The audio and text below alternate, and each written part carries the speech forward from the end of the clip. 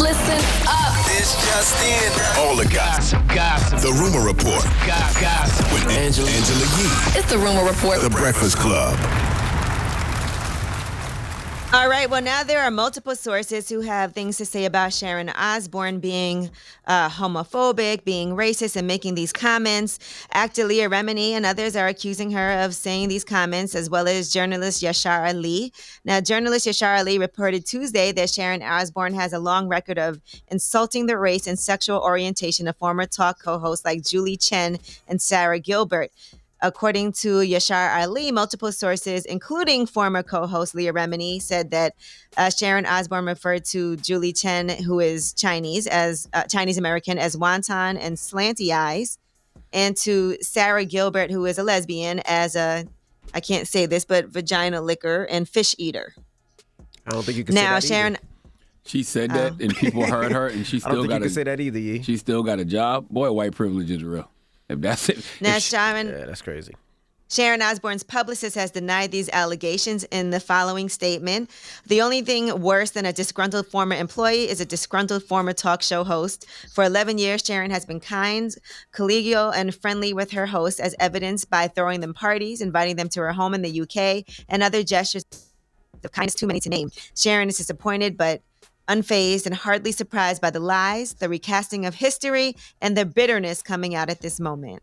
She will survive this as she always has, and her heart will remain open and good because she refuses to let others take her down. She thanks her family, friends, and fans for standing by her and knowing her true nature. I mean, these situations are always tough, though, right? Because it's like, who do you believe? One person saying somebody said something, the other person saying they didn't say something. Like, what do you do in a situation like that if you're an employee or employer? What do you do? Right. So right now they're investigating. You know, they're on a hiatus until next week. Originally, they were supposed to come back to work today, but now it looks like they've extended that until next week. Now, here is what Sharon Osbourne has to say on a pact that she made with the other hosts on the show. There was a situation in February. Carrie Ann was given a question to ask Elaine, and Carrie Ann didn't want to ask it, but it came from the producers to ask Elaine.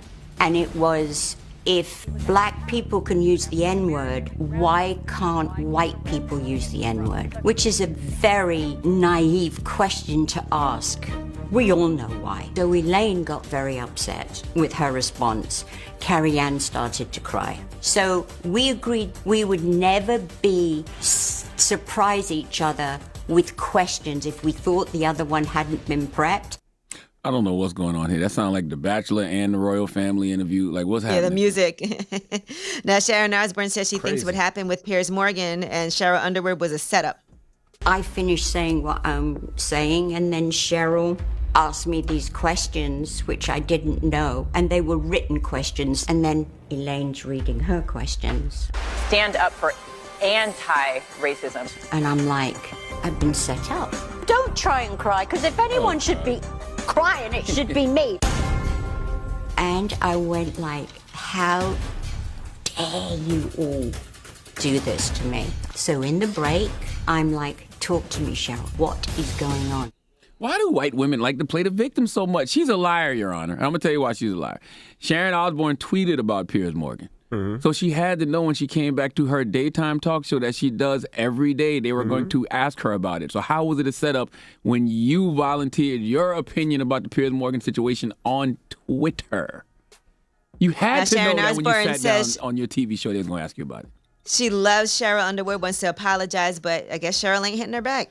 Do you regret how things spun out of control with Cheryl? Regret? Oh my God. Cheryl's my friend of nearly 11 years. What do you want to say to Cheryl? I love Cheryl. I've apologized to Cheryl. She's not gotten back, and I can understand Cheryl needs her time.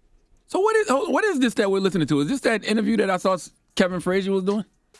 Is that what that was? Oh, yeah, that interview? Yeah, so why, it sounds very dramatic to you? It does. Oh, I'm just saying, I'm like, It does. like Sharon said something that pissed people off. Why is she getting the special one-on-one like she got done wrong? Like, shouldn't that be something that she participates in and Cheryl Underwood participates in? Why is only her side of the story being told? I'm not sure. Maybe, I don't know if Cheryl maybe isn't trying to do interviews right now. Maybe they'll address it on the show. Well, I'm not sure. I saw Kevin Frazier post a picture of him and Sharon last night, and he said that he wants to have a round table with Michael Eric Dyson, Amanda Seales, Cheryl Underwood, Holly Robinson, Pete. By the way, that's the setup. All right, if you want to send somebody to execution, can you imagine Sharon Osbourne sitting across from Amanda Seales and Michael Eric Dyson? Whoa. Yeah, that's the setup. But I'm just saying, why is she getting the one-on-one treatment? Like, if you're going to do that, shouldn't that have been her and Cheryl and Holly Robinson, Pete, everybody that's in this situation together? Well, I don't know what's happening behind the scenes with them, so but it looks like she already got the special. She's sitting down with Kevin Frazier with the dramatic music playing, and you know what I'm saying, playing the victim. It's like that fight is fixed. Seemed like to me. All right, and Offset is going to be producing and judging a streetwear competition series, The Hype, and that's going to be for HBO Max. So that should be pretty exciting for him, for him to be hosting it. And shout out to my girl Ricky Hughes. She's actually going to be the executive producer on that. She's the showrunner for that. So shout out to Ricky Hughes. She's the first Black female to receive an Emmy for Outstanding Variety Special for Netflix's Dave Chappelle special that he did. Dropping a clues bomb for Ricky. Salute to Ricky. What up, Ricky? And she did all of our Living Black stuff too for iHeart. So shout out to my girl Ricky. Yeah, Ricky's a beast. All right. Oh, and last thing, I just have a big announcement I wanted to make. You know, I launched my Wealth Wednesday platform, teamwealthwednesdays.com, and that was 3 weeks ago, and we actually had pledged to give $10,000 to an HBCU. So we want to acknowledge the HBCU that in particular had the most pledges on Team Wealth Wednesdays, and that school is Edward Waters College.